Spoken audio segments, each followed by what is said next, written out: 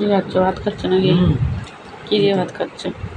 আলু ভাতে, আলু ভাজা, পোস্ত, সয়াবিন আলুর তরকারি, ডাল, ডালের সঙ্গে আমার বড় কাঁচা লঙ্কা। পোস্তটা কি শুধু পোস্ত করা হয় যে আলু? আজকে আলু দেয়নি, শুধু পোস্ত করেছি, ভালো লাগে খেতে।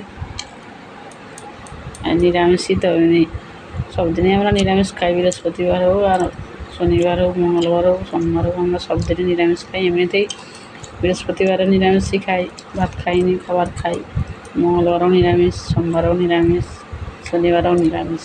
তারপরে এবারে বাকি দিনগুলো আরও নিরামিষ ধরে নিয়েছি, কারণ আমরা মালা পরে আছি তো গলায়, তুলসী কাঠের মালা পরে আছি বলে ওই জন্য এখন নিরামিষই ভাত খাওয়া হয়।